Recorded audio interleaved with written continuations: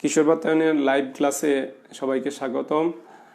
আমি সঞ্জয় চন্দ্র দাস, প্রভাষক পদার্থবিজ্ঞান, কালিকাপুর আব্দুল মতিন খসরু সরকারি কলেজ, কুমিল্লা। প্রিয় শিক্ষার্থীবৃন্দ, আমি তোমাদের সাথে লাইভে আছি। তোমরা আমার ক্লাসটা দেখতে পাচ্ছ কিনা আমাকে একটু কমেন্ট করে জানিয়ে দাও এখনই, তাহলে আমরা অল্প কিছুক্ষণের মধ্যেই ক্লাসে শুরু করব। আমি তোমাদের সাথে লাইভে এসেছি 2 মিনিট আগে। আমার উদ্দেশ্য হচ্ছে আমার যে সেট আপ ছিল সবটা ঠিক আছে কিনা এটা একটু যাচাই করে নেওয়া। তো তোমরা যারা লাইভে আসো আমাকে শীঘ্র একটু জানিয়ে দাও, তাহলে আমার জন্য সুবিধা হবে।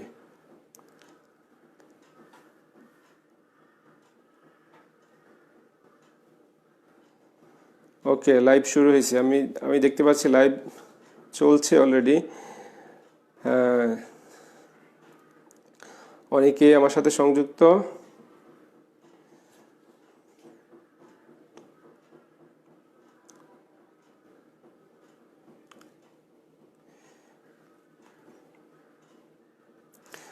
সুপ্রিয় শিক্ষার্থীবৃন্দ, আমি লাইভে আছি। আমি আশা করব তোমরা আমার ক্লাসটা সম্পর্কে একটু কমেন্টস করবে। আমি সব ঠিক আছে কি না? ওকে, হ্যাঁ, আমিও লাইভে আসছি, আমার মনে হয় ঠিক আছে, সব ঠিক আছে। ধন্যবাদ। অনেকেই আনিসুর রহমান স্যার কমেন্ট করছেন যে ঠিক আছে, ধন্যবাদ স্যারকে। তো আমি ক্লাস শুরু করবো একটু পরেই। তার আগে আমি নিজেও একটু শেয়ার করে নেই, তোমরাও আমার সাথে শেয়ার করো। শেয়ার করলে সুবিধা হবে কি, এই তোমার ফ্রেন্ড, অন্যান্য যে বন্ধুরা যারা এখন এই কিশোর বাতায়ন পেজের সাথে সংযুক্ত না, তারা তোমার টাইমলাইন থেকে এই পোস্টটা দেখতে পারবে। বা তোমরা বিভিন্ন গ্রুপে শেয়ার করো, তোমাদের ফ্রেন্ডদেরকে কমেন্ট করো, তাতে তারা সহজেই কী করবে, আমার এই পেজটা দেখতে পারবে। আমিও শেয়ার করে নিচ্ছি মাঝে।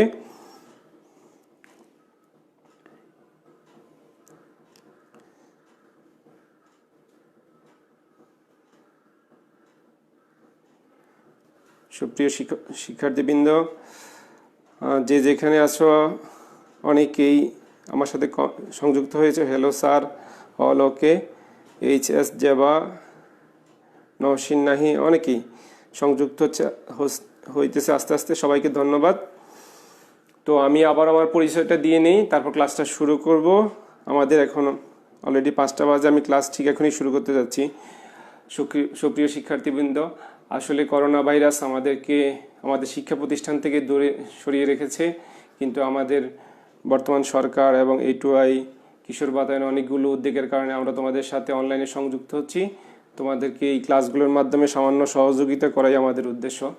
তো আমি আমার পরিচয়টা আবার দিয়ে নিই। আমি সঞ্জয় চন্দ্র দাস, প্রভাষক পদার্থবিজ্ঞান, কালিকাপুর আব্দুল মতিন খসরু সরকারি কলেজ, বুড়িচং, কুমিল্লা।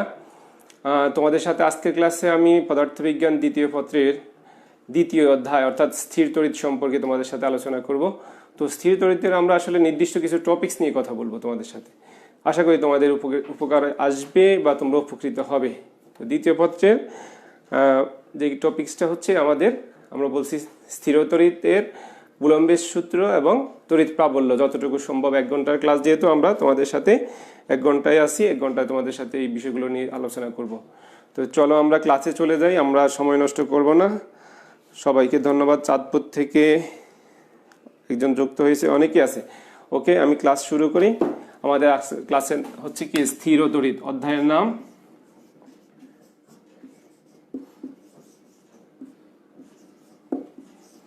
স্থির তড়িৎ, পদার্থবিজ্ঞান 2য় পত্রের স্থির তড়িৎ। তো স্থির তড়িৎ পড়ার আগে আসলে তড়িৎ স্থির হয় কিভাবে? তড়িৎ তো স্থির না, তাহলে স্থির কেন? আমরা সেই সম্পর্কে ব্যাখ্যা দিতে গেলে আমাকে প্রথমেই আদান সম্পর্কে ধারণা পেতে হবে যে আদান কি। তাহলে আমি প্রথমেই আজকের ক্লাসের শুরুতে তোমাদেরকে আদান সম্পর্কে ধারণা দিব। আদানের নিত্যতা, আদান কোয়ান্টায়ন, এই 3টা কনসেপ্ট আগে আমরা ব্যাখ্যা দিব, তারপরে আমরা কুলম্বের সূত্রে যাব। তো দেখো, প্রথমে আদান কি, আদান সম্পর্কে আমার ধারণা কি। আদান তোমরা 19ও পড়েছো আদান সম্পর্কে। আদান কি আসলে বলতে পারবা কিনা তোমরা? একটু চিন্তা করে বলো দেখি। তো আমি দেখাই তোমাদেরকে। আমরা বলছি পরমাণুর কেন্দ্র, একটা পরমাণুর গঠন থেকে আমরা আদানের সম্পর্কে একটু ধারণা নিয়ে যাই। যে পরমাণুর কেন্দ্রটা একটা ফোটন আর একটা নিউট্রন থাকে। একটা কি থাকে এখানে যে বলছি, একটা প্রোটন আর একটা নিউট্রন। দুইটা থাকে, একটা প্রোটন এবং নিউট্রন হচ্ছে পরমাণুর কেন্দ্র, এটা দিয়ে নিউক্লিয়াস গঠিত। আর পরমাণুর কেন্দ্রের চারপাশে কতগুলো সুনির্দিষ্ট কক্ষপথ আছে, এই কক্ষপথগুলোতে কি থাকে? ইলেকট্রন। তাহলে আরেকটা অংশ পাইছি আমরা কি?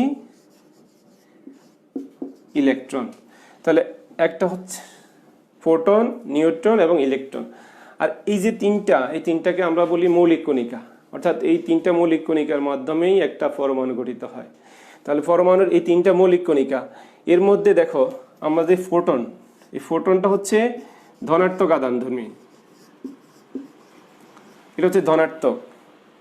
আর নিউট্রন, এটা কেমন? নিউট্রনটা নিরপেক্ষ, অর্থাৎ এটার কোনো চার্জ নাই। তারপরে আসো ইলেকট্রন, ইলেকট্রন কেমন? ইলেকট্রন হচ্ছে ঋণাত্মক। ইলেকট্রন কেমন?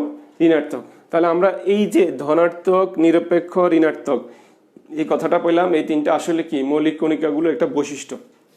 কি ধরনের বৈশিষ্ট্য মৌলিক কণিকাগুলোর? যে মৌলিক কণিকা ফোটনটা কি ধরনের চার্জ বহন করে, কেমন? সে ধনাত্মক, নিরপেক্ষ, আবার ঋণাত্মক। তাহলে এই তিনটা কনসেপ্ট থেকে দেখো, তাহলে আমরা বলছি এই মৌলিক কণিকাগুলোর বৈশিষ্ট্য। তাহলে মৌলিক কণিকাগুলোর বৈশিষ্ট্যমূলক যে ধর্ম, সেই ধর্মটাকে কি বলা হয়? আদান বলে। তোমরা ক্লিয়ার যে মৌলিক কণিকাগুলোর বৈশিষ্ট্যমূলক ধর্মকে কি বলে? আদান বলে। তারপরে আসো, তাহলে আমরা যেহেতু আদান সম্পর্কে ধারণা নিচ্ছি, তাহলে মৌলিক কণিকা এখন কি? এই আদানগুলো আসলে কি হয়? যে পদার্থের মধ্যে কি আমি চাইলে আদান সৃষ্টি করতে পারবো? আসলে আদান তো সৃষ্টি হয় না, ধ্বংস হয় না।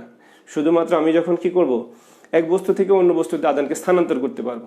তো কিভাবে স্থানান্তর করা যায়? বলছে ঘর্ষণের ফলে আদান স্থানান্তরিত হয়। কিভাবে শিখছো আমরা?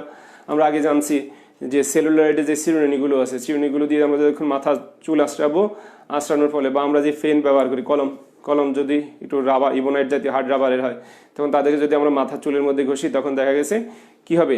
তোমরা লক্ষ্য করে থাকবে যে তখন এই চিরুনি দিয়ে কাগজের টুকরার কাছে ধরলে তখন কি হয়? সে কাগজের টুকরোগুলো আকর্ষণ করে। তার মানে কি? ঘর্ষণের ফলে ওই বস্তুটা অন্য একটা বস্তুকে আকর্ষণ করার মতো ক্ষমতা অর্জন করছে। এটাই হচ্ছে কি? তার মধ্যে একটা চার্জের সৃষ্টি করা। আসলে সৃষ্টি না, চার্জ উৎপন্ন করা কিভাবে হয়? ওই বস্তুতে ছিল, সে উৎপন্ন করবে। কিভাবে উৎপন্ন হয়েছে এটা আমরা ব্যাখ্যা দিব। তো এইটা সম্পর্কে ডক্টর গিলবার্ট সর্বপ্রথম এটা ব্যাখ্যা দিচ্ছে। এই ব্যাখ্যাটার নাম হচ্ছে কি? তড়িৎ আহিতকরণ বা চার্জিতকরণ। এই তড়িৎ আহিতকরণটা আমরা একটু ব্যাখ্যা দিব। তার আগে আমরা একটু দেখে নিই আমাদের সাথে কে কে যুক্ত আছে বা আমাদের লাইভটা ঠিক আছে কিনা। অনেকেই মিনাজুল আবেদিন, আসসালামু আলাইকুম sir, I am from Chittagong, ধন্যবাদ। আদনান ফুয়াদ, কারমাইকেল কলেজ, রংপুর, ধন্যবাদ। অনেক দূর থেকে, আমি কুমিল্লা থেকে তোমাদের সাথে লাইভে আছি। তারপর আছে ইশরাত জাহান, আসসালামু আলাইকুম স্যার। ওয়ালাইকুম সালাম, ধন্যবাদ। মোহাম্মদ হাসান মিঠুন, স্যার থার্মোডাইনামিক্সের ম্যাগনেট, থার্মোডাইনামিক্স অর ম্যাগনেট অধ্যায়গুলো যদি আলোচনা করেন, ধন্যবাদ। আমরা পরবর্তীতে ধাপে ধাপে ক্লাসগুলোতে আসবো। জোহা তাসনিম, আসসালামু আলাইকুম স্যার। ওয়ালাইকুম সালাম। নূর আকাশ নাইম, কক্সবাজার গভর্নমেন্ট মহিলা কলেজ থেকে, অনেক দূর থেকে অনেকেই সংযুক্ত হয়েছে আমাদের সাথে, ধন্যবাদ। সাগর হালদার বলছে বোর্ড থেকে পাচ্ছি না মানে বুঝি নেই, আবার যদি একটু কমেন্টটা ক্লিয়ার করো।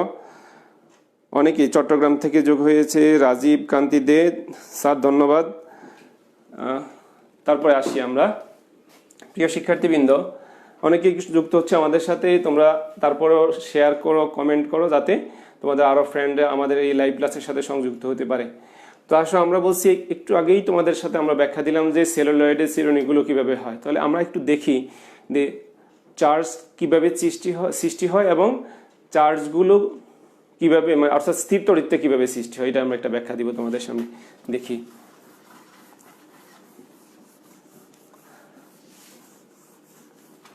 আসো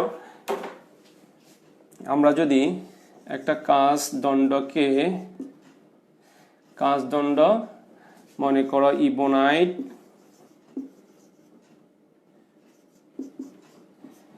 তাহলে কাঁচদণ্ডকে আমি যদি কি দ্বারা, রেশম কাপড় দ্বারা ঘষি, আর ইবোনাইটকে আমরা যদি কি বলবো,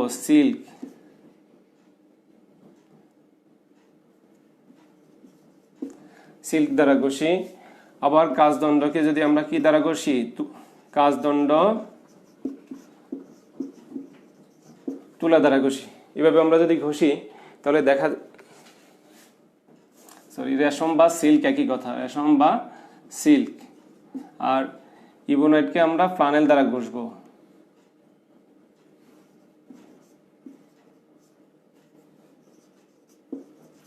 ফ্লানেল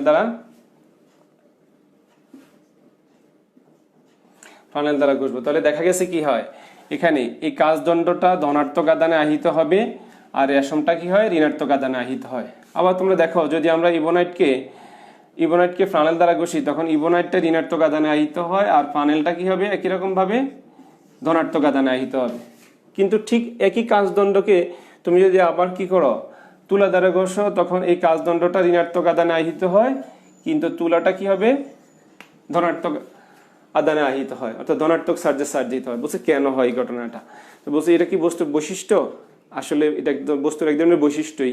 কিভাবে আমরা বলতে পারবো, যে ঘর্ষণের ফলে যেই বস্তুটার ইলেকট্রন আসক্তি যেরকম হয়, সেই বস্তুটা সেভাবে চার্জিত হয়। যে আমরা যদি কাজদণ্ডকে রেশম দ্বারা ঘষি, তখন দেখা গেছে কাজদণ্ড ধনাত্মক হয় আর রেশম কাপড়টা কি হবে, ঋণাত্মক চার্জে চার্জিত হবে। আবার ইবোনাইটটা, কারণ কি বলছে রেশম বা সিল্কের ঋণাত্মক আদানের আসক্তি বেশি, এই জন্য সে কি হয়, ঋণাত্মক আদানটাকে আকর্ষণ করে। আবার ইবোনাইটের ক্ষেত্রে কি হয়, বলছে ইবোনাইটের কি হয়, ঋণাত্মক আদানে আসক্তি বেশি, অর্থাৎ ইলেকট্রন আসক্তি বেশি, এই জন্য সে ঋণাত্মক আদানে আহিত হয়। প্রাণাইল কিন্তু আবার ধনাত্মক আদানে আহিত হয়। কাজদণ্ড ঋণাত্মক চার্জে চার্জিত হয়, তুলা কি হয়, ধনাত্মক চার্জে চার্জিত হয়। উল্টা কাজদণ্ড দেখা এখানে দুই রকম বৈশিষ্ট্য বহন করে। তো এখান থেকে আমরা কি হবে, তাহলে এই যে ঘর্ষণের ফলে চার্জ উৎপন্ন হয়েছে, এই চার্জগুলো তাহলে কি করা যায়, এই চার্জগুলো কি স্থানান্তরিত হইতে পারবে? বলছে না, স্থানান্তরিত হইতে পারে না, এগুলো স্থির থাকে। তাহলে এই যে স্থির থাকার কারণে এরা চলতে পারে না, স্থির থাকে, তাহলে তাদের যে প্রভাব, এই প্রভাবটার নাম কি, স্থিরতড়িৎ। তাহলে স্থিরতড়িৎ আমরা বুঝলাম, স্থিরতড়িৎ। এখন এটা সম্পর্কে বিজ্ঞানী বেঞ্জামিন ফ্রাঙ্কলিন সর্বপ্রথম একটা ব্যাখ্যা দিয়েছে। বেঞ্জামিন ফ্রাঙ্কলিন বললো যে ঘর্ষণের ফলে আসলে দুই ধরনের চার্জের সৃষ্টি হয়। তো আমরা ব্যাখ্যা দিলাম কি ধরনের দুই ধরনের চার্জ সৃষ্টি হয়। তাহলে আমরা যদি কি করো, দেখো এই দুইটা কাজদ্বন্দ্বকেই, একটা কাজদ্বন্দ্ব কি ছিল, একবার ধনাত্মক চার্জে সার্জিত হইলো, আবার ঋণাত্মক চার্জে সার্জিত হইলো। তাহলে পরস্পরকে কি করবে, তারা পরস্পরকে আকর্ষণ করবে। তোমরা জানো যে বিপরীতধর্মী আধান পরস্পরকে কি করে,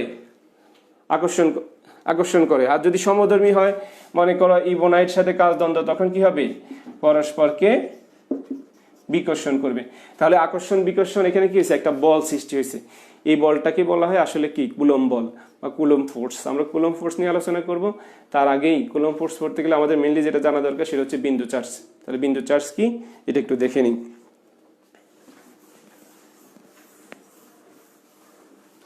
তাহলে বিন্দু আদান বা বিন্দু চার্জ।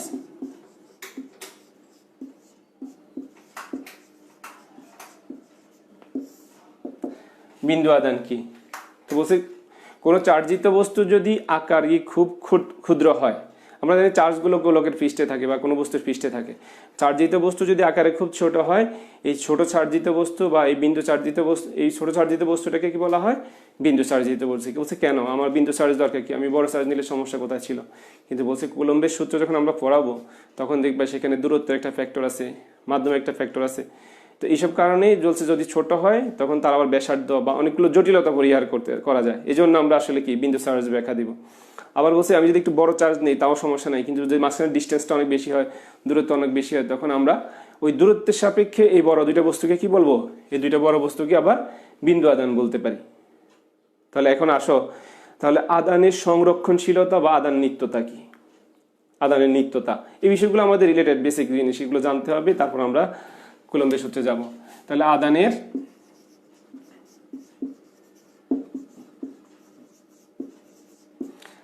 নিত্যতা বা সংরক্ষণশীলতা। তাহলে আদানের নিত্যতা বলতে আমরা কি বলবো, যে আসলে আমি যতক্ষণ বললাম যে চার্জ সৃষ্টি হয়, আসলে কি চার্জ সৃষ্টি হয়, চার্জ কি ধ্বংস হয়? তো চার্জ ধ্বংস হয় না, সৃষ্টি হয় না। আমি জাস্ট দেখালাম যে ঘর্ষণের ফলে এক বস্তু থেকে চার্জ কি হয়, অন্য বস্তুতে স্থানান্তরিত হয়।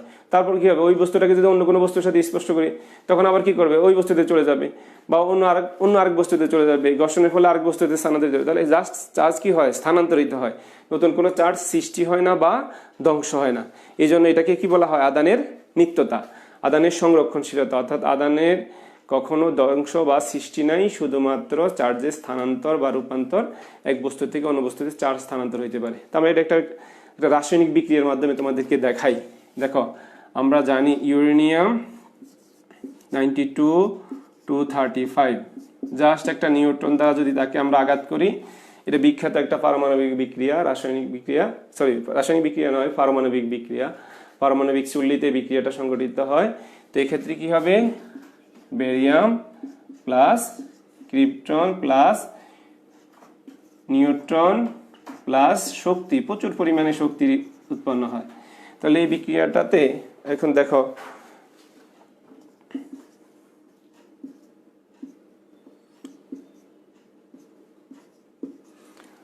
এই বিক্রিয়াটাতে দেখো এই দুটো হচ্ছে বিক্রিয়ক, আর এই তিনটা হচ্ছে কি উৎপাদ প্লাস প্রচুর পরিমাণে এনার্জি। তো এখানে যদি আমি যোগ করি এই দুইটা ভর সংখ্যা যোগ করলাম, তাহলে কত হবে 236। আবার দেখো 141 92 এখানে কয়টা, তিনটা, তো যোগ করলে 141 প্লাস 92 প্লাস 3 যোগ করলে কত আসবে, ঠিক 236। আর এখানে 235 প্লাস 1 তাহলে 236। তাহলে দুই পাশে সমান। জাস্ট কি হলো, এখানে দুইটা পদার্থ এই বড় নিউক্লিয়াসটা ভেঙে দুটো আলাদা উৎপন্ন হয়েছে, কিন্তু চার্জ কিন্তু কম বেশি হয়ে যায় না, চার্জ এক বস্তু জাস্ট পরিবর্তন হয়েছে। তাহলে এইভাবে আমরা ব্যাখ্যা দিব যে আদান আসলে কি হয়, আদানের নিত্যতা মেনে চলে, আদান কখনো কি হয় না, ধ্বংস বা সৃষ্টি হয় না, শুধুমাত্র আদান বা চার্জ কি হয়, স্থানান্তরিত হইতে পারে। এটা হচ্ছে আদানের নিত্যতা। তো আমরা একটু আমাদের লাইভে দেখি কে কে সংযুক্ত আছে বা কমেন্ট করলো কে। অনেকেই আছে, রৌদ্র বড়ুয়া স্যার বোর্ডের পুরো দেখা যায় না, বোর্ড দেখা যায় না, এখন দেখা যায় নিশ্চয়ই।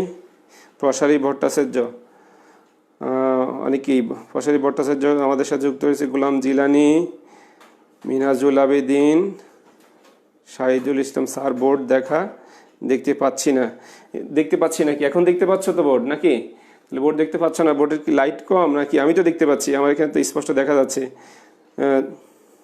এখন দেখা যায় নিশ্চয়ই, একটু কমেন্ট করে তোমরা জানিয়ে দাও এখন দেখতে পাচ্ছ কিনা। শহীদ হ্যাঁ, তো অনেক কিছু আচ্ছা, দেখো তোমরা দেখা যায় কিনা, না হলে আমাকে কমেন্ট করো, আমি একটু দেখবো। ধন্যবাদ sir.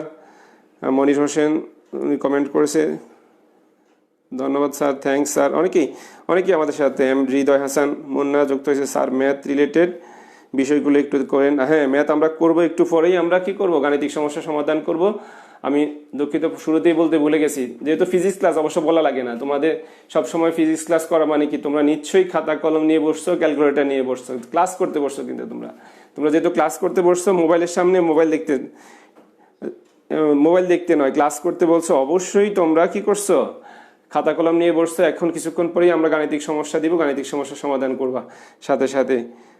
Zoha Tasnim sir semiconductor অধ্যায়টা একটু পড়িয়ে দিবেন প্লিজ। ওকে, ধন্যবাদ তোমাকে, আমরা পরবর্তী ক্লাসগুলোতে দেখি। আচ্ছা, শুরু করব। সাপ্পাত হক এখন ক্লিয়ার আছে স্যার। অব্র কোন আদানে আহিত হবে, অব্র। আচ্ছা, আমরা যদি এখন একটা প্রশ্ন আসছে, প্রশ্নের জবাব দিই। অব্র যদি আমরা কি দ্বারা ঘষবো, উলের কাপড় দ্বারা যদি ঘষি, তখন অব্রটার ঋণাত্মক চার্জে চার্জ দিতে হবে, আর উল কাপড়টা ধনাত্মক চার্জে চার্জ দিতে হবে। ধন্যবাদ যে প্রশ্নটা করেছে। এখন আমরা যাই, আবার ক্লাসে চলে যাই। এখন আমরা বলবো কি, আদান কোয়ান্টায়ন, বা এটাকে আদানের কোয়ান্টারি ভবন বলা হয়, কোয়ান্টি ভবন। তাহলে আদান কোয়ান্টায়ন,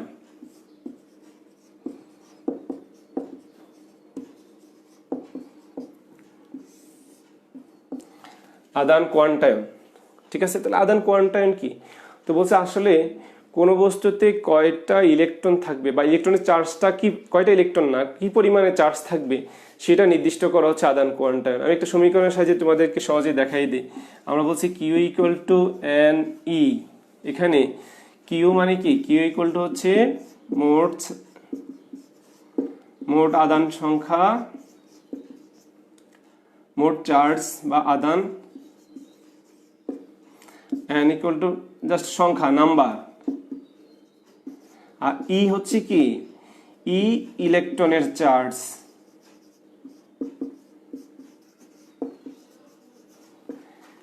ই হচ্ছে ইলেকট্রনের charge, Q equal to N E. এখন ই এর মানটা আমাদের জানা আছে, ই সমান সমান কত, 1.6 ইন্টু 10⁻19 কুলম। এটা হচ্ছে ইলেকট্রনের চার্জ। আর দেখো এখন ইলেকট্রনের চার্জ হচ্ছে এটা কেমন, যেহেতু চার্জ হচ্ছে কি ইলেকট্রন চার্জের মানটা এত, তো ইলেকট্রনের ক্ষেত্রে আমরা এটাকে কি লিখতে পারবো, যেহেতু ইলেকট্রনের চার্জ কেমন হবে মাইনাসই লিখতে পারি না, কারণ ইলেকট্রনের চার্জ আসলে অ্যাকচুয়ালি কি ঋণাত্মক, তাহলে মাইনাসই। আর যদি ফোটন হয়, ফোটনের ক্ষেত্রে কেমন হবে, ফোটনের ক্ষেত্রে এটা কি লিখবো ইকুয়াল টু হচ্ছে প্লাসই। অর্থাৎ তাহলে আমাদের যে এই সমীকরণটা, তাহলে আমি এখন ব্যাখ্যা দিতে পারবো যে কোন একটা বস্তুতে কয়টা চার্জ আছে, তাহলে আমরা বলবো কিউ ইকুয়াল টু কি কেমন হইতে পারে। যদি আমরা এটা ইলেকট্রনের জন্য বলি তাহলে কত হবে, minus E, minus 2e, minus 3e, এরকম ইত্যাদি হইতে পারে। আর যদি ফোটন হয়, তো ফোটনের ক্ষেত্রে আমরা কি বলবো, শুধু ই বা প্লাস ই, তাহলে প্লাস 2e, প্লাস 3e। অর্থাৎ কোন একটা বস্তুতে যে মোট চার্জ থাকবে, চার্জটা কেমন হবে, এই ই এর পূর্ণ সংখ্যার গুণিতক। ই এর পূর্ণ সংখ্যার গুণিতক বলতে যে এই যে চার্জ ছিল 1.6 × 10⁻19, তার পূর্ণ সংখ্যার গুণিতক সেটা একবার ধনাত্মক হবে বা ঋণাত্মক হবে। যদি সেটা ইলেকট্রনের কথা চিন্তা করি তখন আমরা কি হবে, মাইনাস হবে, ঋণাত্মক। আর যদি ফোটন হয় তাহলে হবে কি, ধনাত্মক। এই দুইভাবে আমরা ব্যাখ্যা দিতে পারবো। আর তাহলে কি, এখন যদি আমাকে বলা হয়, তাহলে তোমরা, আমি একটু আগে বলছিলাম যে একজন বললো যে গাণিতিক সমস্যা করানোর জন্য, তো আসো আমরা গাণিতিক সমস্যা যাই। আমি একটা কাজ দিই তোমাদেরকে, তোমরা এটা হিসেব করে দেখাও আমাকে খুব দ্রুত। 30 সেকেন্ড সময় দিব, সবাই অ্যান্সারটা দেখে অ্যান্সারটা কমেন্ট করবে, দ্রুত কমেন্ট বক্সে অ্যান্সার লেখো। যে কোনো বস্তুতে, আমি প্রশ্ন লিখলাম না, কোনো বস্তুতে 32 × 10⁻19 কুলম চার্জ থাকতে পারবে কি, প্রশ্ন। দ্রুত জবাব দাও, 30 সেকেন্ড সময় দেখি কে কে কমেন্ট করতে পারো, অনেক দ্রুত কমেন্ট করো, পারবে কিনা। খুব সহজ একটা গাণিতিক সমস্যা, আমার মনে হয় তোমরা দ্রুত করে ফেলতে পারবা। জুয়েল রানা কমেন্টস করছে ফোকাসের সমস্যা, ফোকাস প্রবলেম কেন হচ্ছে, এখন বোর্ড ক্লিয়ার দেখা যাচ্ছে, গুড। শরীফুল ইসলাম স্যার বলছেন থ্যাংক ইউ স্যার। অনেকেই সংযুক্ত, নরসিংদীর অনলাইন পাঠশালার পক্ষ থেকে অভিনন্দন। এমডি মনির হোসেন স্যার ধন্যবাদ স্যার। জনাব এমডি সবুর আহমেদ স্যার সুন্দর ক্লাস, ধন্যবাদ সবুর স্যারকে। অনেকেই সংযুক্ত হচ্ছে আমার সাথে, ধন্যবাদ সবাইকে। এখন আসো অ্যান্সার, তোমরা কি অ্যান্সার বের করতে পারছো, কমেন্ট করো দ্রুত দেখি। তো যদি না পারো তাহলে আমার সাথে আসো, আমি দেখাই দিই। এই সমীকরণ থেকে আমরা কি বের করব, আমরা যদি n নাম্বার বের করতে চাই তাহলে হবে n = q/e। তাহলে q এর মান কত, এখানে দেওয়া আছে 32 × 10⁻19 কুলম, আর e এর মান কত হচ্ছে আমরা জানি 1.6 × 10⁻19 কুলম। তাহলে কত হবে অ্যান্সার, বলো দেখি। অ্যান্সার 20। অর্থাৎ n এর মান 20 হওয়ার অর্থ হচ্ছে কি যে n এর মান 20। তাহলে আসলে কি কোন একটা বস্তুতে 32 × 10⁻19 কুলম চার্জ থাকতে পারবে। তো এখান থেকে আমরা তাহলে আদান কোয়ান্টাইনের মূল অর্থটা কি, যে কোনো বস্তুতে মোট চার্জের পরিমাণ অবশ্যই ইলেকট্রনের চার্জের পূর্ণ সংখ্যার গুণিতক হবে, কখনো কি হবে না, এটা ভগ্নাংশ হবে না, কখনো এটা ভগ্নাংশ হবে না। এখন আসো আমরা কুলম্বের সূত্রের দিকে যাই। যেহেতু আদান কোয়ান্টাইন নিয়ে তোমাদের আর কোনো প্রশ্ন থাকার কথা নয়, নিশ্চয়ই কোনো প্রশ্ন নাই, কেউ থাকলে প্রশ্ন করতে পারো। 20, ওকে গুড। অনেকেই, মিনুর রহমান কমেন্ট করছে 20, রিপা কমেন্ট করছে 20, ধন্যবাদ। অনেকেই কমেন্ট করছে 20, অনেক ধন্যবাদ। তোমরা ক্লাসটা ভালোভাবে বুঝছো আশা করি। তো আসো আমরা পরের অংশে যাই, কুলম্বের সূত্র, যেহেতু আমরা আবার তড়িৎ প্রাবল্য নিয়ে আলোচনা করবো তোমাদের সাথে। তো কুলম্বের সূত্র,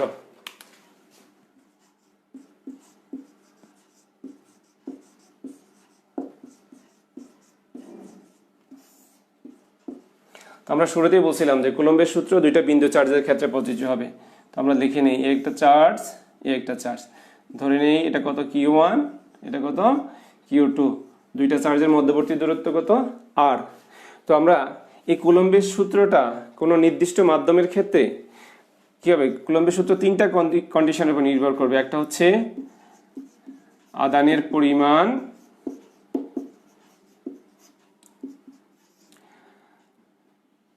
মানে মাধ্যমের উপর, অর্থাৎ আধান দুইটা যেই মাধ্যমে আছে মাধ্যমের উপর, তারপরে হচ্ছে আধান দ্বয়ের মধ্যবর্তী দূরত্ব, আধান দুইটা কত দূরত্বে আছে, তো সেটা এটা ফ্যাক্টরের উপর। তো আমি এটাকে একটু ম্যাথমেটিক্যালি লিখে নিই, তারপর ব্যাখ্যা দিব। F সমানুপাতিক Q1 Q2 by R square. তো এখান থেকে দেখো, তো বলছে কিভাবে হয়, বলছে যে কোনো দুইটা চার্জের মধ্যে ক্রিয়াশীল আকর্ষণ বা বিকর্ষণ বলের মান, আমি আগেই বলছিলাম যে তড়িৎ বল, তোমরা মহাকর্ষ বল সম্পর্কে জানো যে মহাকর্ষ বল শুধুমাত্র কি ধরনের বল, শুধু আকর্ষণধর্মী বল, কিন্তু তড়িৎ বল হচ্ছে কি, তড়িৎ বল যেহেতু চার্জ আছে, আমি শুরুতেই দেখাইছিলাম যে সমধর্মী চার্জ যদি হয় তাহলে কি হবে, বিকর্ষণ, বিপরীত চার্জ হলে আকর্ষণ হবে, বিপরীতধর্মী চার্জ পরস্পরকে আকর্ষণ করে, সমধর্মী হলে বিকর্ষণ করে। তো এই ক্ষেত্রে এই জন্য কুলম্ব বলটা অবশ্যই আকর্ষণ বিকর্ষণ, মহাকর্ষ বল শুধুমাত্র আকর্ষণধর্মী বল। তাহলে বলছে দুইটা আধানের মধ্যে ক্রিয়াশীল আকর্ষণ বলের মান আধান দ্বয়ের গুণফলের সমানুপাতিক, মধ্যবর্তী দূরত্বের বর্গের ব্যস্তানুপাতিক। এটাই হচ্ছে আসলে কুলম্বের সূত্র যে কোনো নির্দিষ্ট মাধ্যমের ক্ষেত্রে। তো এখানে দেখো F ইকুয়াল টু, এটাকে আমরা লিখতে পারি C into Q1 Q2 by R square. আর এই সিটা হচ্ছে কি একটা ধ্রুবক, এর মান আছে 1/4 এপসাইলন নট, এর ভ্যালু কত 9 into 10⁹9 newton metre square per coulomb square. তোমরা এদের জানা, তবে একটু দ্রুত যাচ্ছে এখানে। তো আর এটাকে কি বলা হয়, এপসাইলন, EPSI এপসাইলন, ঠিক আছে। এই এপসাইলনটা একটা ভ্যালু আছে, এপসাইলন নট দ্বারা আমরা কি বুঝাতাম, জাস্ট শূন্য মাধ্যমের জন্য। তাহলে এপসাইলন নটের ভ্যালু কত 8.854 into 10⁻12 newton, coulomb square per newton per metre square, ঠিক আছে।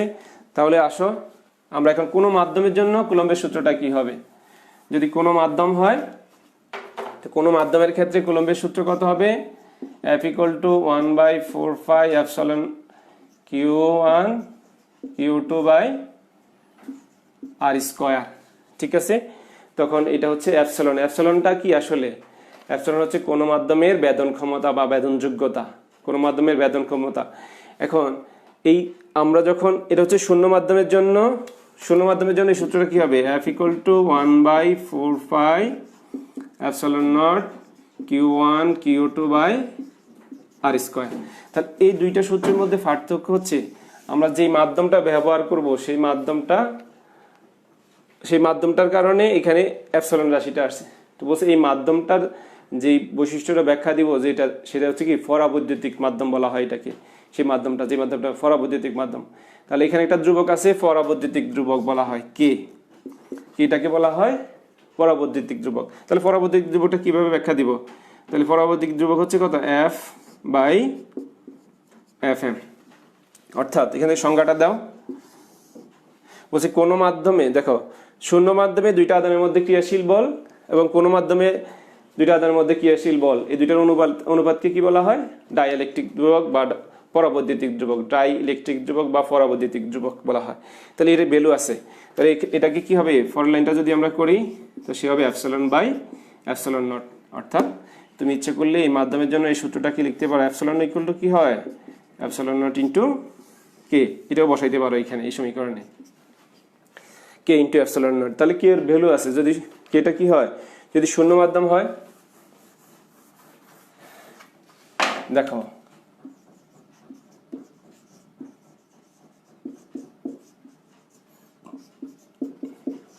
শূন্য মাধ্যমে কে ইকুয়াল টু 1, আর বায়ু মাধ্যমে কে ইকুয়াল টু হচ্ছে 1.0005। ঠিক একই রকম ভাবে যদি মাধ্যম চেঞ্জ হয়, মাধ্যম চেঞ্জ হওয়ার সাথে সাথে কে এর মানটা চেঞ্জ হয়ে যাবে। তাহলে এখন বসাও যে কুলম্বের সূত্রের ভেক্টর রূপটা কেমন হবে, করো দেখি, তোমরা নিজেরা খাতায় করে ফেলো, তারপর আমার সাথে মিলিয়ে নেবে, আমি লিখবো এখনই কুলম্বের সূত্রের ভেক্টর রূপ। কারণ কুলম্ব ফোর্স বল, যেহেতু বল একটা ভেক্টর রাশি, তাহলে তার কি হবে, ভেক্টর রূপটা কেমন হবে দেখো। তাহলে কি হয়, F ইকুয়াল টু, করি আমি, তোমরা মিলাই নাও আমার সাথে, আমি আশা করি তোমরা এতক্ষণে করে ফেলেছো। যে কোনো মাধ্যমের জন্য আমি লিখলাম, এই জন্য এপসাইলন নট কে কি হবে, Q1 Q2 by R square into একটা একক ভেক্টর। আমরা যদি একটা একক ভেক্টর বসাই তাহলে সে কি হবে, ভেক্টর প্রকাশ করবে। অথবা আমরা এভাবে লিখতে পারি, দেখো vector equal to 1/4πε0 k q1 q2 divided by r cube into r vector. তোমরা ভেক্টর থেকে এটা নিশ্চয়ই শিখে আসছো আগে, একক ভেক্টর থেকে আমরা করতে পারি, যেভাবে একক ভেক্টর নির্ণয় করেছিলাম সেভাবে বসালে এই দুইটা হচ্ছে কুলম্বের সূত্রের ভেক্টর রূপ। এটা আমি দুইটা বিন্দু চার্জের জন্য প্রয়োগ করলাম। তো এখন আসো তোমরা, আমি তোমাদেরকে এখন একটা গাণিতিক সমস্যা দিব, এটা তোমরা এখন আমাকে করে দিবে। সময় মাত্র 1 মিনিট বা সর্বোচ্চ 1 মিনিট 1.5 মিনিটের মধ্যে তোমরা করবা, করে আমার এখানে অ্যান্সারটা লিখে দিবে। ঠিক আছে, আমি প্রশ্নটা বোর্ডটা মুছে তোমাদের সামনে বাড়ির কাজটা দিয়ে দিচ্ছি, তোমরা এটা করো।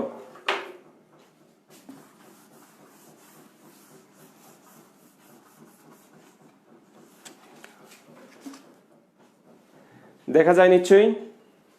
তোমরা যদি না লিখতে পারো তাহলে স্ক্রিনশট দিয়ে রেখে দাও, স্ক্রিনশট দিয়ে সহজে করতে পারবো, স্ক্রিনশট নিয়ে নাও, করে নাও। আমি ধরে রাখলাম, তোমরা দেখো। বলছে সমভাবে চার্জিত দুটি শোলা বল বায়ুতে 3 সেন্টিমিটার ব্যবধানে পরস্পরকে 4 × 10⁻⁵ নিউটন বলে বিকর্ষণ করে, তাহলে প্রত্যেক শোলা বলের চার্জ নির্ণয় করো। দেখো তোমরা এখানে কি পাচ্ছ, বিকর্ষণ করে বলছি, তাহলে বিকর্ষণ করলে বুঝতে হবে চার্জ দুইটা কি সমধর্মী না বিপরীতধর্মী, অবশ্যই বিপরীতধর্মী। তোমরা নিশ্চয়ই প্রশ্নটা লিখে নিয়েছো বা স্ক্রিনশট দিয়ে রাখো, দিয়ে এবার তোমরা সমাধান করা শুরু করো। 30 সেকেন্ড সময়, আমি এর ফাঁকে একটু তোমাদের কমেন্টগুলো দেখি এবং সাথে সাথে আমি সলিউশন করে দিব। তোমরা অ্যান্সার লিখতে পারো, নিচে অ্যান্সার লিখতে থাকো।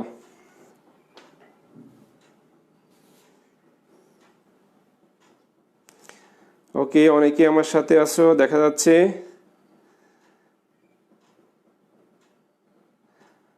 মিনুর রহমান স্যার লিখছি একটু আস্তে আস্তে মুসলি ভালো হয়। আসলে সময়ের ডিউরেশন তো 1 ঘন্টা, আমাকে অনেক কিছু শেষ করতে হবে, এই জন্য একটু দ্রুত করছি। তোমাকে ধন্যবাদ। এরপর একটু আস্তে লিখবো। মিনুর রহমান,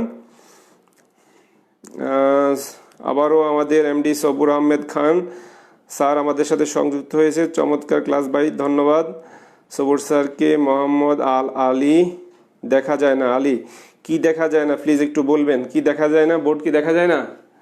আমি তো স্যার কোশ্চেন বুঝতে পারি নাই। Okay, thank you. আবার আমি তাহলে কোন কোশ্চেনটা দেখাচ্ছি। আমাদের আনিসুর রহমান স্যার, বেড়ামারা কলেজ কুষ্টিয়া থেকে, স্যার বলে everything is okay sir, thank you Anis স্যারকে সুন্দর একটা কমেন্ট করার জন্য, সহযোগিতা করার জন্য কমেন্ট করে। এবার তাহলে অনেকেই প্রশ্নটা দেখতে পারো নাই বলছো, একজন হৃদয়, আমি আবার তোমাকে দিচ্ছি। ও একজন অবশ্যই আমাকে অ্যান্সার দিয়ে দিচ্ছে 2 × 10⁻⁴।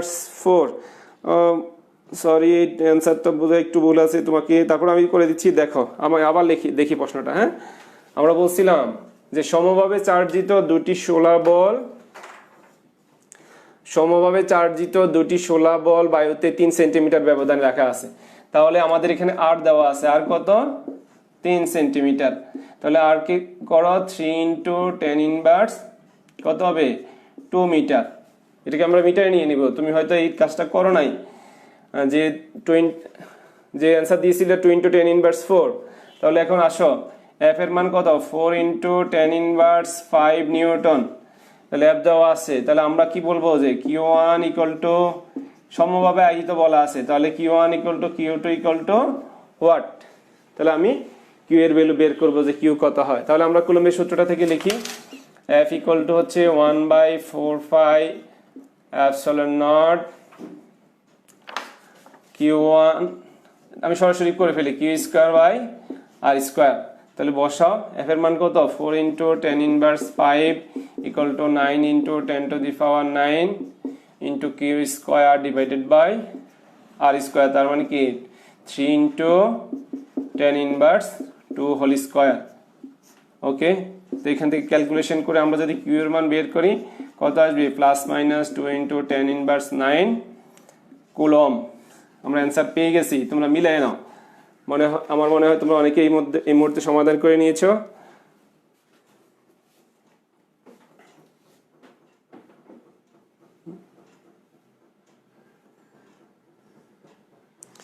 গুড, অনেকে অ্যান্সার করছো। রিপা জেরিপ, তুমি কমেন্টস করছো, অ্যান্সার ঠিক আছে, ওকে। অলোক দাস ইজ ওয়াচিং, অলোক স্যারকে ধন্যবাদ, উনি দেখতেছে আমার ক্লাসটা। আলম পাতিহীন। ওকে, সুন্দর কমেন্ট অ্যান্সার আসছে, সবাইকে ধন্যবাদ। অনেকেই অ্যান্সার দিয়ে দিছে ইতিমধ্যে, সবাই বোঝা যাচ্ছে খাতা কলম ক্যালকুলেটর নিয়ে বসে আছে এবং ক্লাস করতেছে। তো তাহলে এখন আসো আমরা যাই আমাদের ক্লাসের। তাহলে এটা তোমরা নিশ্চয়ই কুলম্বের সূত্র নিয়ে তোমাদের আর সমস্যা হওয়ার কথা নয়। তবে কুলম্বের সূত্রে আমি আরেকটু অংশ তোমাদেরকে দেখাই।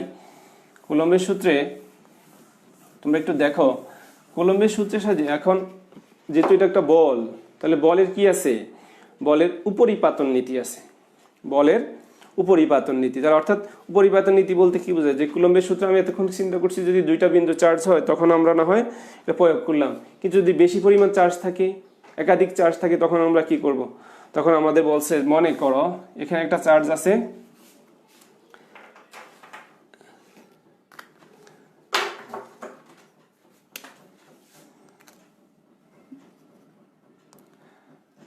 মনে করো এখানে একটা চার্জ কত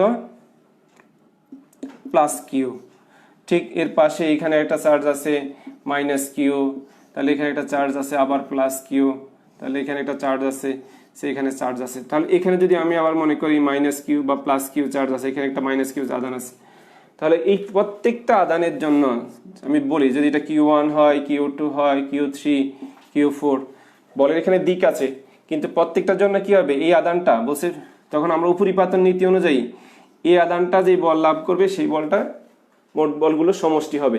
তো কিভাবে হবে, আমি যদি এখানে একটা বল চিন্তা করি F1, এটা কত হবে F2, এই বলটা কত হবে F3, এটা কত হবে F4, তাহলে মোট বলটা কি হবে, অর্থাৎ এই কিউ আদানের উপর বল হবে প্রত্যেকটা বলের ভেক্টর সমষ্টির সমান।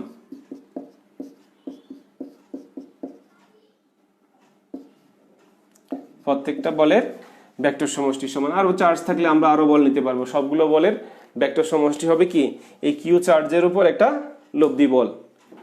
তো আসো আমরা তাহলে কুলম্বের সূত্র এই পর্যন্ত রাখলাম আমরা। এখন আমরা তড়িৎ প্রাবল্য নিয়ে একটু আলোচনা করি। তো তড়িৎ প্রাবল্য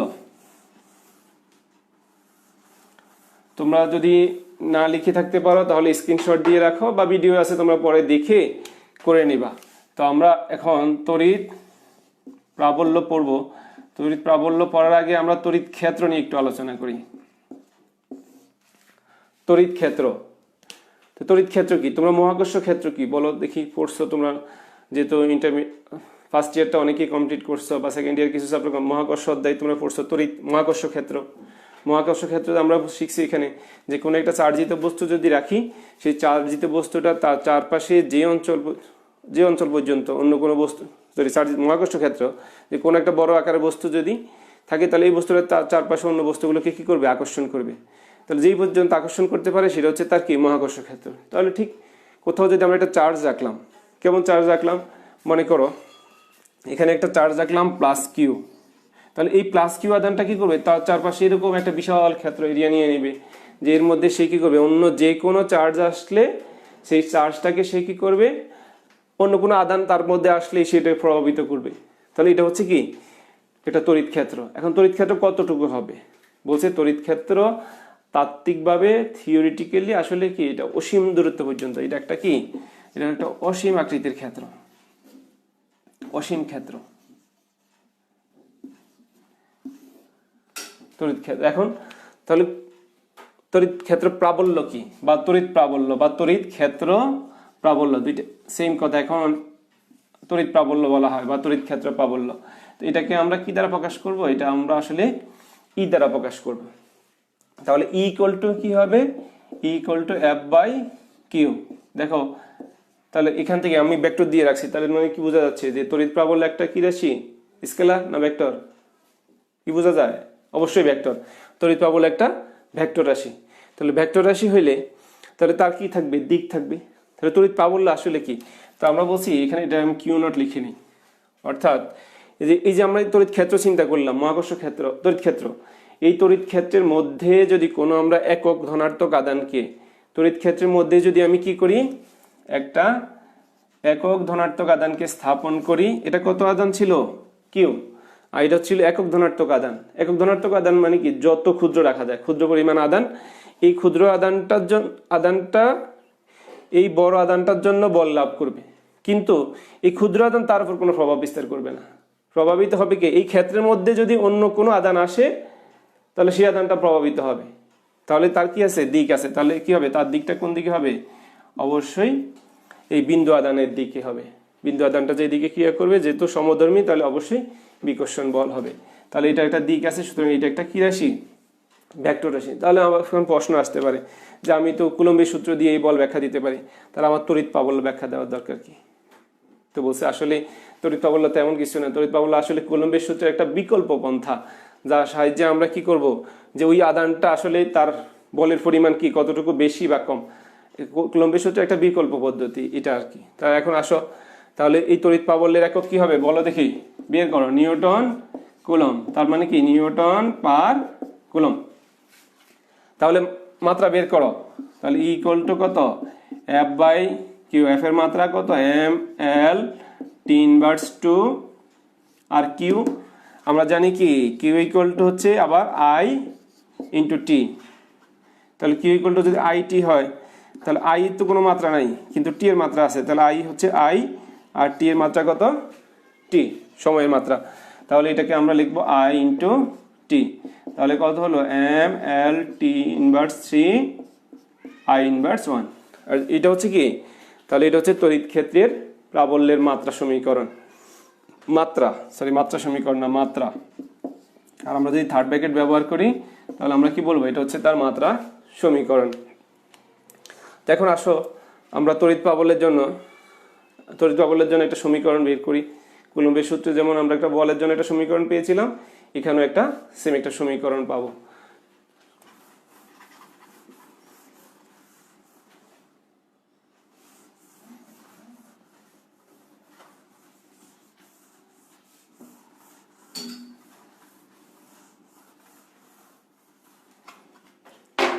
কত বলছে, ওকে।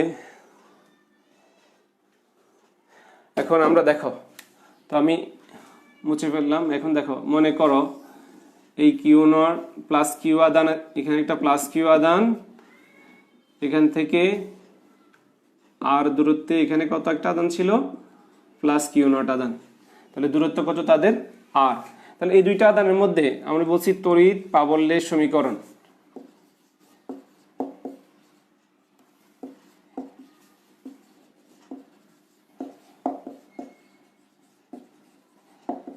সমীকরণটা আমরা বের করব। তাহলে এই দুইটা আদানের জন্য একটা কুলম্ব ফোর্স আছে, যে প্লাস কিউ আদান আর একটা বিন্দু আদান, এই দুইটার মধ্যে একটা কুলম্ব বল আছে না, এটা কত হবে, 1/4πε0 Q naught divided by R square, যদি শূন্য মাধ্যম হয়।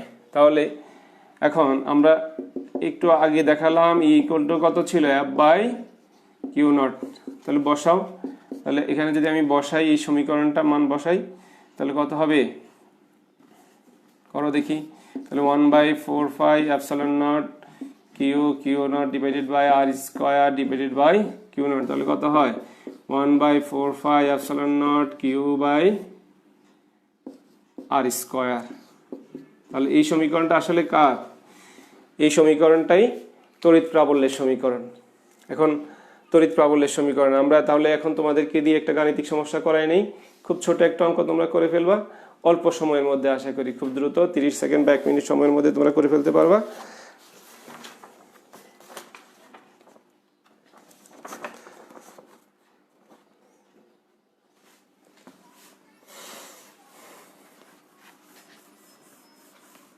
তাহলে তড়িৎ প্রাবল্যের জন্য তোমরা এই অঙ্কটা করে দাও আমাকে দেখি, খুব অল্প সময়ের মধ্যে, দ্রুত কে পারবে। বলছে 2 গ্রাম ভরের একটি 16 বল 10 ইনভার্স 4 কুলম্ব। তোমরা দেখতে পাচ্ছ কিনা, না আমি সামনে ধরবো, সামনে ধরলে বোধহয় স্পষ্ট দেখা যায়। এখন তোমরা দেখতে পাচ্ছ, দেখো বলা আছে 2 গ্রাম ভরের একটা 16 বল 10 ইনভার্স 4 কুলম্ব চার্জে চার্জ দিত। 16 বলটি অভিকর্ষীয় ক্ষেত্রে স্থির রাখতে গেলে কি হবে, কত তড়িৎ ক্ষেত্র সৃষ্টি করতে হবে বা তড়িৎ প্রাবল্য সৃষ্টি করতে হবে, স্পষ্ট? আচ্ছা, তাহলে স্ক্রিনশট দিয়ে রাখো, বা আমি এখানে রাখলাম, তোমরা দেখে নাও, আমি অঙ্কটা করে দিই, তোমরা নিশ্চয়ই করতে পারবা। তারপর আমি শুরু করি। তাহলে আমরা এই অঙ্কটার জন্য আমরা জানি অভিকর্ষ বল কত, F = mg। আর এখান থেকে তাহলে তড়িৎ বল কত হবে, F = QE। তাহলে এই দুটো সম্পর্কে থেকে আমরা কি লিখবো, যে QE = mg। তাহলে E = কত হবে, mg/q। তোমরা নিশ্চয়ই পারবা। এখানে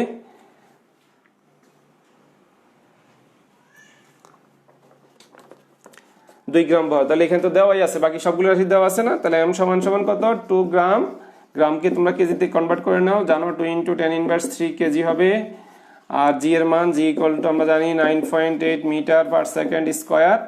আর কিউ তো দেওয়া আছে কত, 10⁻⁴ কুলম্ব। ওকে, তাহলে তোমরা এই সমীকরণটাতে বসাও, বসাই অঙ্কটা করে ফেলো। এই সমীকরণে বসাও, এই মানগুলো বসাইলেই তোমাদের কি হবে, দুঃখিত, এই সমীকরণে বসাও, এই সমীকরণটা না,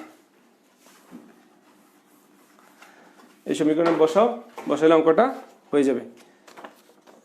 করে নাও, তোমরা পারবে আশা করি। 196। ওকে, রিপা জারিফ সে অলরেডি অ্যান্সার লিখিয়ে দিয়েছে আমাকে, 196 নিউটন/কুলম্ব। অনেক ধন্যবাদ তোমাকে।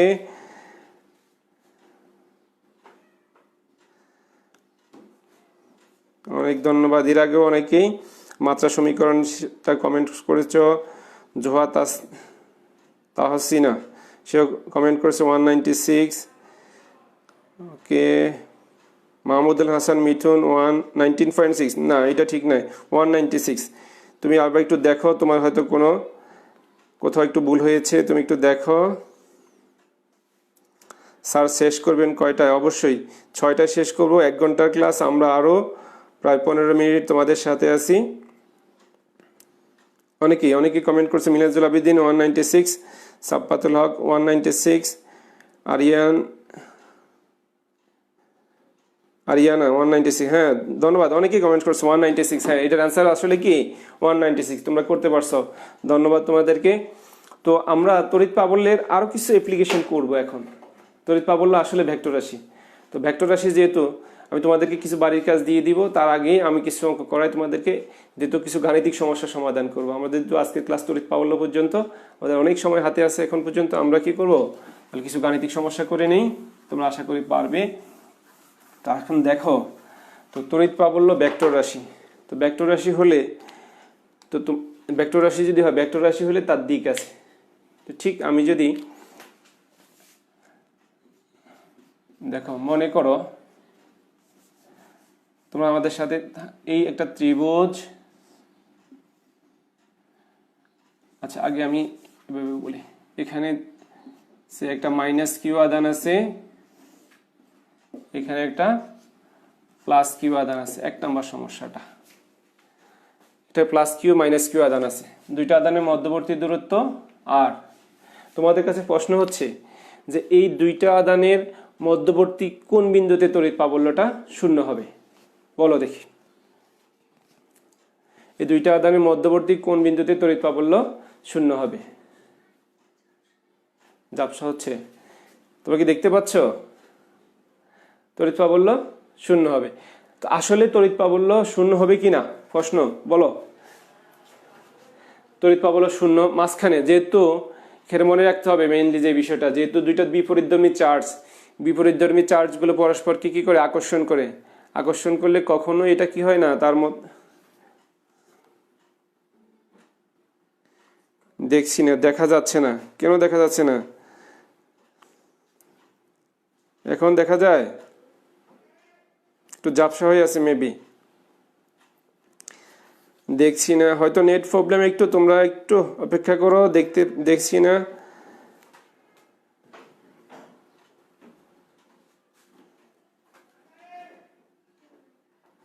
ব্লার হয়ে আছে না, ব্লার হবে কেন, আমি চেঞ্জ হই, দেখতে পাচ্ছি না। না স্যার, অনেকে কমেন্ট করতে, দেখতে পাচ্ছ না আসলে।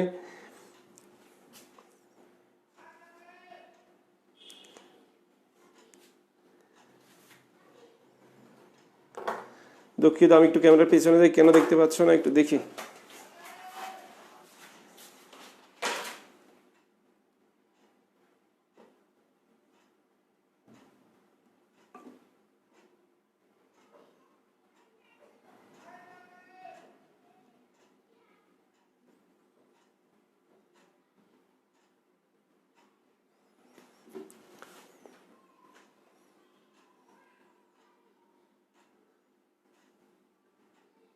এখন দেখা যায়।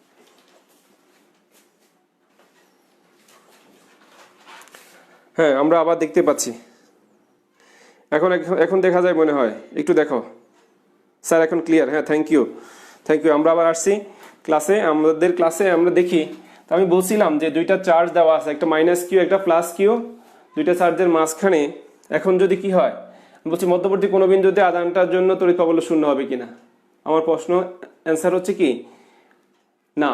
কারণ হচ্ছে কি, দুইটা বিপরীতধর্মী আধান হলে তুমি মনে করো, ধরে নাও যে আমি যদি এখানে একটা +1 আধান ধরি, কারণ আমরা যে বিন্দুর প্রাবল্য বের করবো, তোমাদেরকে একটা কথা মনে রাখাই দিই, এই কথাটা একদম ক্লিয়ার মনে রাখতে হবে যে যেই বিন্দুর প্রাবল্য আমরা বের করব সেই বিন্দুতে অবশ্যই একটা একক ধনাত্মক আধান থাকবে। আমরা একটু আগে সংজ্ঞায় যা শিখে আসছি সেই অনুযায়ী।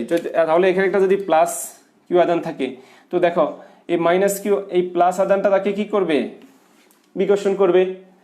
আর এই মাইনাস কি করবে, এই প্লাস আধানটাকে, যেহেতু এটা মাইনাস চার্জ, সে বড়, এটা হচ্ছে বিন্দু চার্জ, ক্ষুদ্র চার্জ, তাহলে সে তাকে কি করবে, আকর্ষণ করবে। তাহলে দুইটা চার্জের দিক কি হয়, একই দিক হয়ে যায়।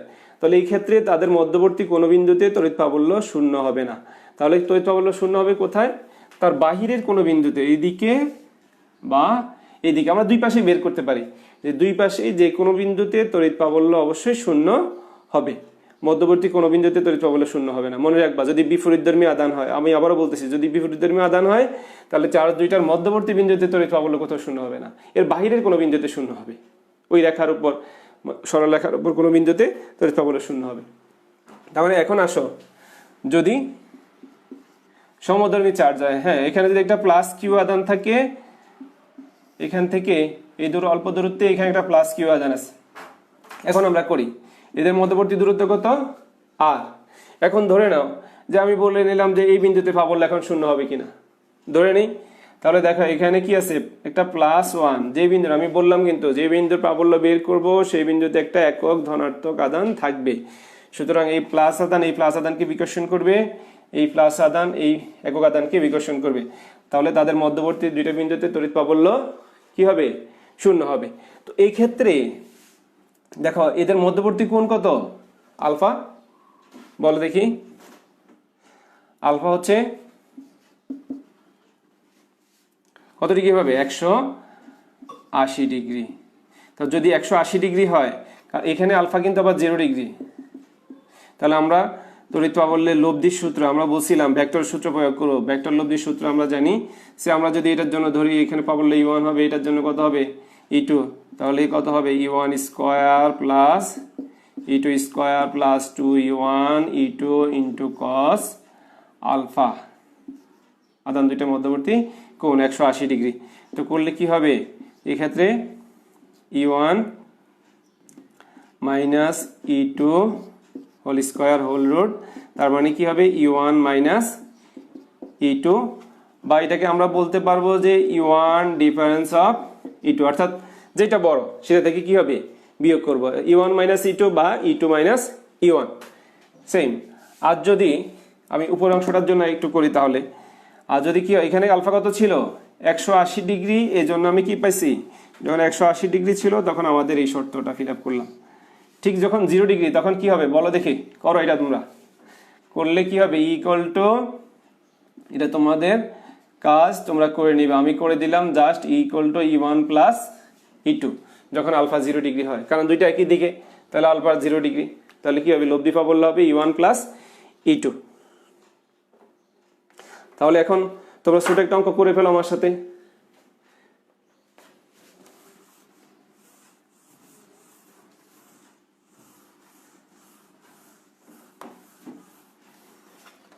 ছোট একটা গাণিতিক সমস্যা করো, দেখি কে কে পারো। আমি একটা ত্রিভুজ নিলাম,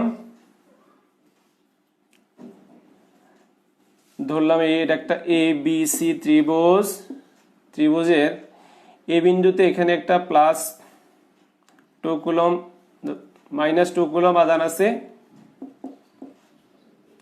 আর বি বিন্দুতে একটা প্লাস 2 কুলম আধান আছে। এটা একটা সমবাহু ত্রিভুজ, এটা হচ্ছে 2 মিটার, এটা 2 মিটার 2 মিটার, যে 2 বাহু বিশিষ্ট একটা সমবাহু ত্রিভুজ নিলাম, তার দুই কৌণিক বিন্দুতে দুইটা আধান আছে। তাহলে সি বিন্দুর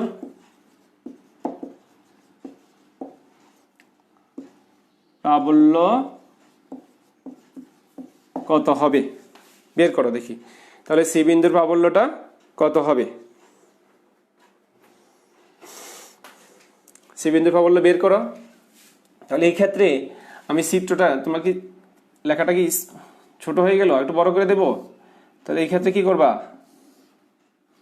এখন এটা হচ্ছে এ বিন্দু, বি, এখানে কত আছে -2 কুলম, এখানে +2 কুলম। তাহলে সি বিন্দুতে এখানে আমরা বলছি, কিছুক্ষণ আগেই বললাম যে বিন্দুর প্রাবল্য বের করবা সেই বিন্দুতে কত চার্জ আছে, একক ধনাত্মক আছে। তাহলে এখানে একটা +1 আধান আছে।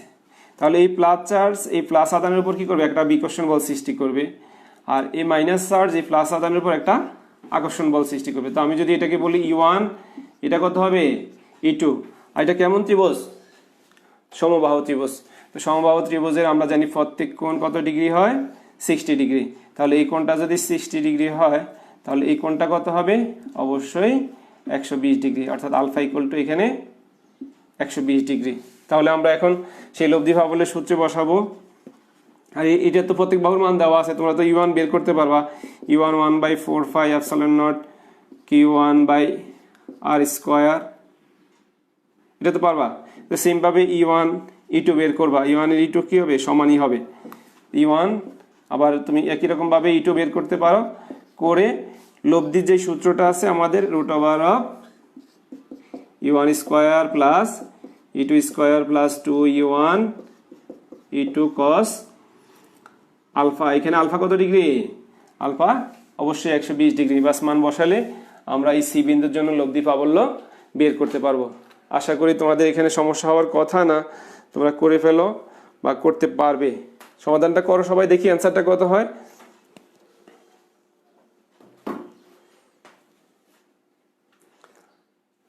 তোমরা অনেকেই কমেন্ট করতেছো, ধন্যবাদ তোমাদেরকে।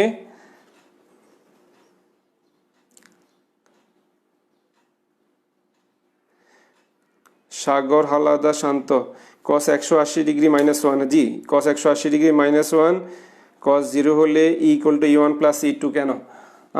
একজন প্রশ্ন করছে, আসলে cos 0 হলে cos 0 ডিগ্রির মান 1। তো আমি কি আবার, তুমি দেখো যে প্রশ্ন করছো cos 0 1 কেন, তাহলে cos 0 মান 1 হইলে এটা কি হয়, square plus 2ab plus b square সূত্র, তাহলে a plus b whole square, তার মানে কি a প্লাস b কমন।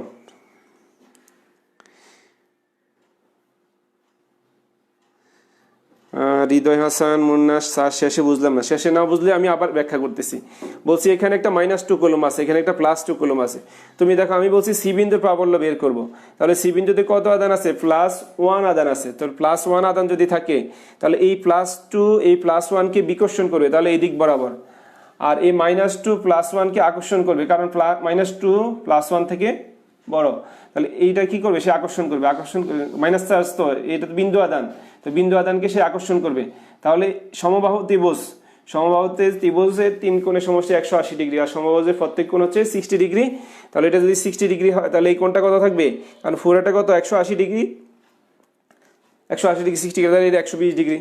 এই এখন আমি লব্ধির সূত্রটা, এখানে তো E1 বের করবা, এটা তো আর, এটাও আর, এটাও আর, এই সমীকরণ থেকে E1 E2 বের করে এখানে লব্ধি প্রাবল্যের সূত্রটা থেকে বের করবা। ঠিক আছে, তোমরা এই অংশটা করে রাখো, না হলে স্ক্রিনশট দিয়ে রাখো। একজন অ্যান্সার পাঠাইছে 4.5 × 10⁻৯, ধন্যবাদ। হ্যাঁ অ্যান্সার হয়েছে তোমার। আমি আর 2 মিনিট তোমাদের সাথে আছি, সুতরাং আমি আগামী ক্লাসের বাড়ির কাজ তোমাদেরকে দিয়ে রাখছি।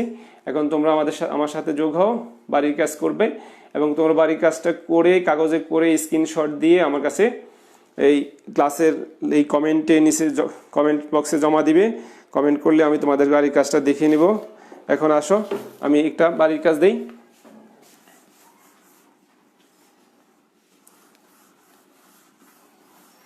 সহজ দুইটা বাড়ির কাজ দিব। দেখো এখানে একটা আবার একই রকম ভাবে করলাম,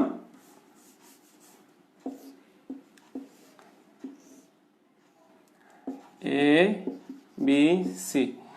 ঠিক এখানে একটা +2 কুলম চার্জ আছে, এখানে +2 কুলম আধান আছে। সি বিন্দুর প্রাবল্য কত হবে তোমরা বের করে নাও। আর দুইটা বাড়ির কাজ আমার এখানে আছে, কুলম্বের সূত্র এবং তড়িৎ প্রাবল্য সম্পর্কিত। তোমরা এটা একটা ছবি রেখে দাও, স্ক্রিনশট নিয়ে নাও, তাহলে তোমরা কি করবে এই অংশটাও বাড়ির কাজ করতে পারবে। তোমরা তো এটা এটা লিখে নাও, এটা হচ্ছে আগের অঙ্কটার মতোই -2 থেকে +2, এখানে +2, তাহলে সি বিন্দুর জন্য তড়িৎ প্রাবল্য কত হবে তোমরা এটা বের করে কাজটা করে আমাকে দেখাবা। আর এই অংশটা একটু দেখো, এই অংশ দেখা যায় এখন। এই অংশটা বাড়ির কাজ করবা, বাড়ির কাজ করে স্ক্রিনশট দিয়ে জমা দিবা। এটা ছবি তুলে ছবিটা কমেন্ট বক্সের মধ্যে জমা দিবা। তোমরা স্ক্রিনশট নিয়ে নাও, তাহলে সহজেই করতে পারবা। তো প্রিয় শিক্ষার্থীবৃন্দ, তোমাদের সবাইকে ধন্যবাদ। আমি আবারও আমার পরিচয়টা তোমরা যারা পরে সংযুক্ত হয়েছ, আমি সঞ্জয় চন্দ্র দাস, প্রভাষক পদার্থবিজ্ঞান, কালিকাপুর আব্দুল মতিন খসরু সরকারি কলেজ, পদার্থবিজ্ঞানের একজন ক্ষুদ্র শিক্ষক। আমি তোমাদের সাথে আরও সামনের ক্লাসগুলোতে হয়তো বা সংযুক্ত হব। পর্যায়ক্রমিকভাবে এই সম্পূর্ণ অধ্যায়টা করে দেওয়ার চেষ্টা করব। তোমরা করোনা ভাইরাস একটা অদৃশ্য অণুজীব, যেটা আমরা আসলে চোখে দেখতে পাই না, কিন্তু আমরা সবাই এটার ভয়ে আতঙ্কিত। আজকেও বিশাল অঙ্কের লোকজনের শরীরে করোনা ভাইরাসের জীবাণু পাওয়া গেছে। তোমরা বাসায় থাকো, বাসায় থেকে নিরাপদে থাকো, তোমাদের জন্য আমরা চিন্তিত। তবে আমাদের ক্লাসগুলো উপভোগ করো, কমেন্ট করো, শেয়ার করো, মেসেঞ্জারের সাথে আমাদের সাথে যুক্ত হও এবং কিশোর বাতায়নের পেজে সবসময় ক্লাসগুলো দেখো। ধন্যবাদ তোমাদের সবাইকে। সবাই ভালো থাকবে, সুস্থ থাকবে এই প্রত্যাশা রেখে আজকের ক্লাস আমি এখানেই শেষ করছি। তোমাদের সবাইকে ধন্যবাদ। সবাই ভালো থাকবে এই প্রত্যাশা রেখে সবাইকে ধন্যবাদ জানাচ্ছি।